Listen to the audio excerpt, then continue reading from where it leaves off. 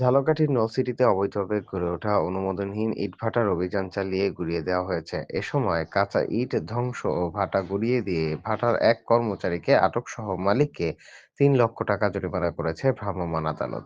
শনিবার সকালে উপজেলা কুলকাঠি ইউনিয়নের বাইক্রন গ্রামে মেসার্স কেটিসি ব্রিকর্স ইটভাটায় পরিচালিত অভিযানে নেতৃত্ব দেন উপজেলা নির্বাহী অফিসার নির্বাহী ম্যাজিস্ট্রেট মোহাম্মদ নজরুল ইসলাম।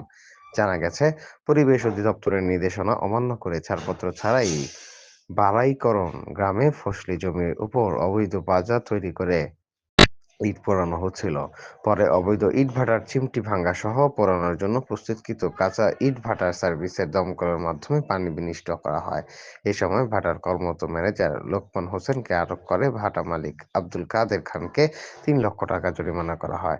এই বিষয়ে নলছিটি উপজেলা নির্বাহী অফিসার নির্বাহী ম্যাজিস্ট্রেট মোহাম্মদ নজরুল ইসলাম জানান, সুগন্ধি নদীর তীরবর্তী ফসলি জমিতে একটি অবৈধ ইটের পাচার অভিযান করা হয়েছে। কৃষি জমি বিনষ্ট করে অবৈধভাবে ইট পোড়ানোর দায়ে ভাটা মালিককে ভ্রাম্যমাণ আদালতের পক্ষ থেকে ৩ লক্ষ টাকা জরিমানা ও অনাদায়ে ৩ মাস কারাদণ্ড প্রদান করা হয়েছে।